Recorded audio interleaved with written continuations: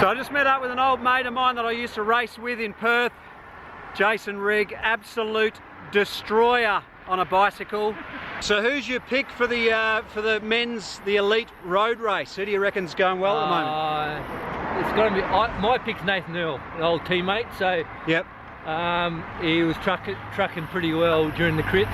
Yeah. And I think Nate's a bit of a dark horse, especially being new in Drapac this year. Yeah, right.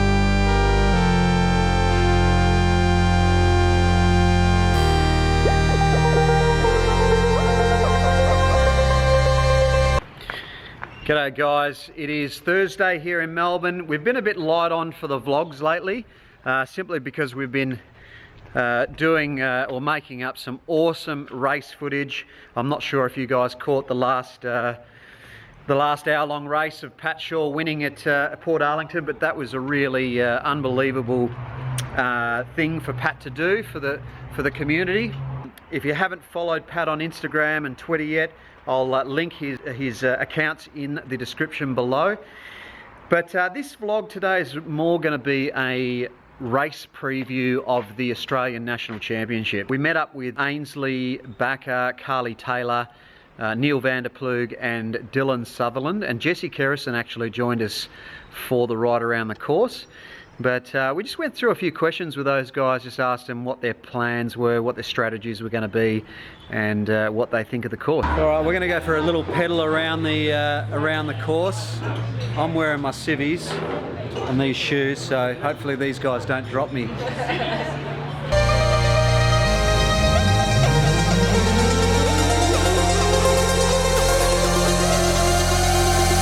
We're not going to get hit by a car. Yeah, how to not start a lap of Mount Buninyong. So this is the course for the Australian 2016 National Road Race Championships, run in Buninyong, which is about an hour out of Melbourne to the west.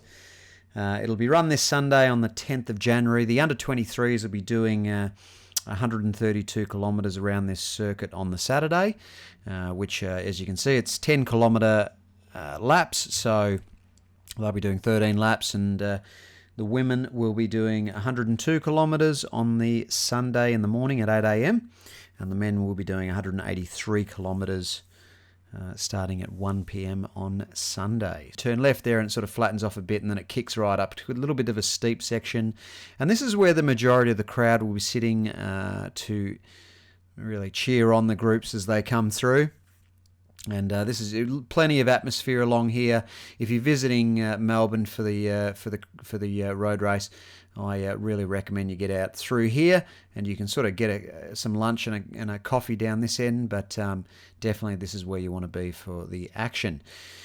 The group then turns left downhill, and it sort of flattens out downhill. There's a slight rise through here, and then it kicks left here. And this is pretty much all downhill.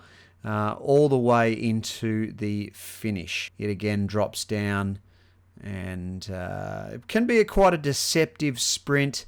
It sort of flattens out a little bit, but you know, usually it's a headwind, and quite often people jump a little bit too early and they can get caught. But so you just got to be careful of that bit. Jesse, what do you think of the new kit, man? Well, obviously I think it looks amazing, and having been the first time I've used MARP kit, it's so comfortable. Yeah. Compared to some of the other kits I've used, it's awesome. You do a few hours in it, you don't even feel like you've ridden, so it's good. So the nicks and the chamois are good? Yeah, great, which I guess is probably the most important thing from a cyclist point of view. Yeah.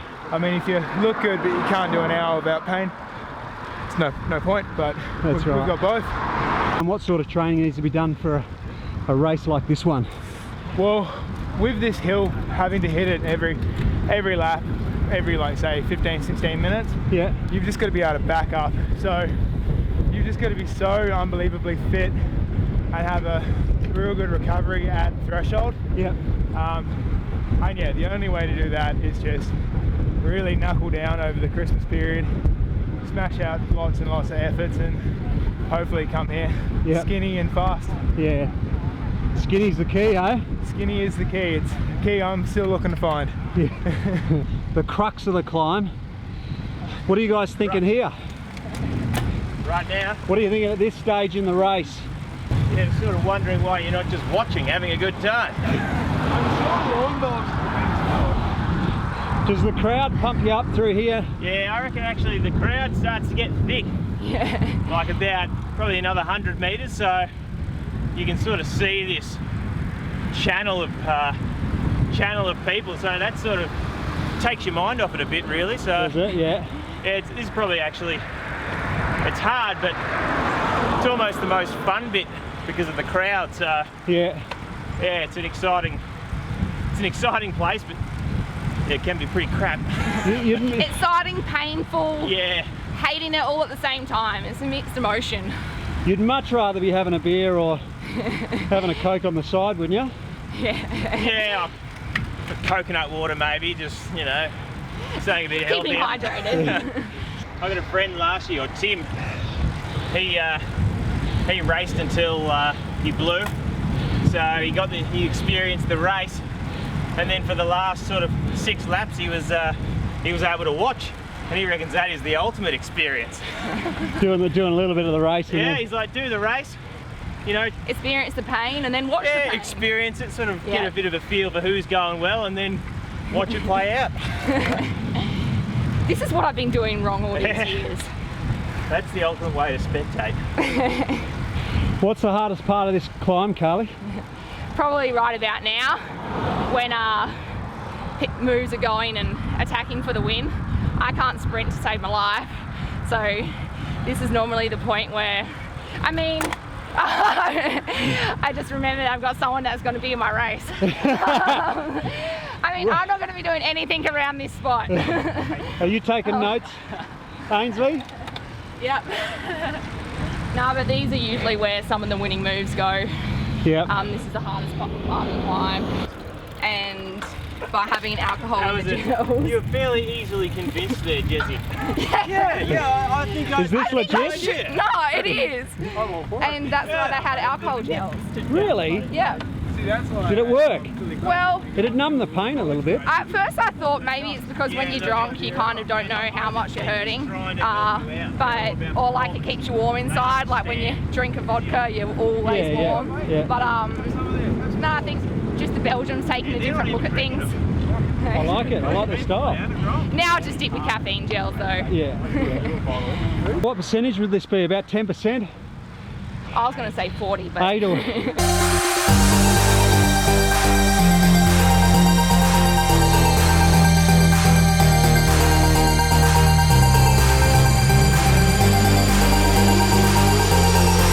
So I've just been doing a roll with these guys up the Australian National Road Race course. It's out at Buninyong.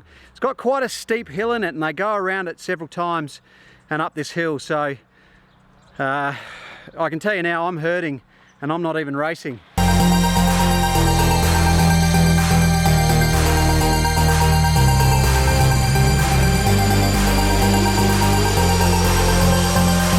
So will it be a conscious thought for the guys racing to look after themselves for the first 100k, or do you think it'll be a lot of early attacks? I guess it depends on what your role is. If your role is to sort of get in the early break, then you know you won't be too popular in the debrief if you've just sat at the back all day and looked after your legs. That happens every now and then, and it's yeah, you're probably not going to be on the team next year, so it could be hard. Or if you've got that role to look after your legs, then you're definitely thinking about how you can look after them. At almost every point, you're trying to really just save the legs. So what do you think's more important? Nutrition or water or both? Both. Both on this Definitely course. both. Both? If you hit the last lap and you've run out of, if you're dehydrated or you've run out of a bit of energy, there's no recovery. You hit the hill and lights out. So would you be running water or like an electrolyte drink? I think we'll be using the performance electrolyte drink. That'll get us through the race. We'll have a bit of mix of that with water as well. Yeah. And we've got some great gels with them as well. Nice.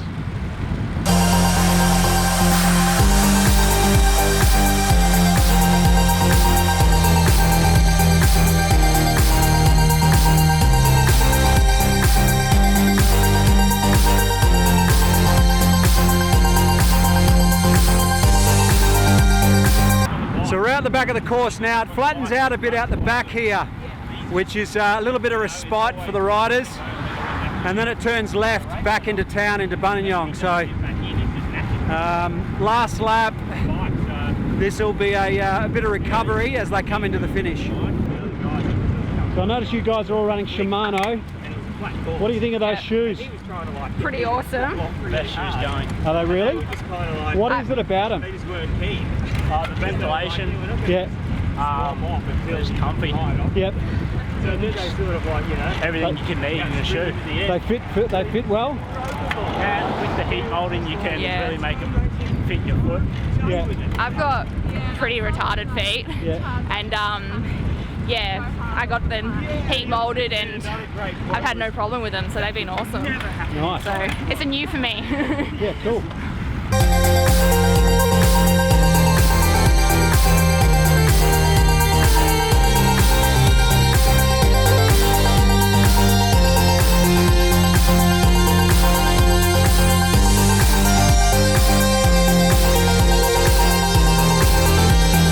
So Jesse, you were saying the finish is downhill and then slightly uphill? Yeah, it's a difficult one to judge, especially because it is such a long straight run in. You can see the finish from a long way out and people tend to get excited. So you've got to really be calm and just wait for the right moment. I'm glad I'm hearing the tips on how to sprint. Preparation for Sunday. So you're basically just going to have to attack, aren't you? Are you saying I can't sprint? You're saying yeah. Basically, I have to be solo if I think I'm going to win.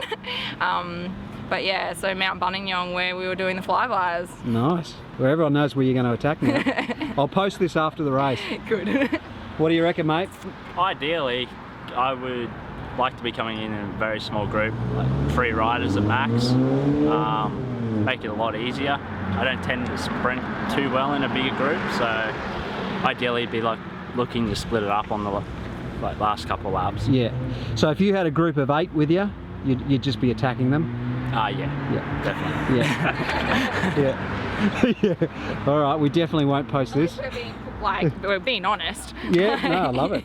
Look, I tried to leave it for a bit of a sprint last year and that certainly didn't work, so maybe I need to just, you know, follow Carlee's lead and just go solo. That sounds like a much easier thing. You don't have to out-sprint anyone, so Right. Perfect. I reckon solo's the way to go after a bit of a chat amongst us here. Absolutely. Like, it's a tricky sprint, as Jesse said, so why gamble it? It's a good learning curve for us all.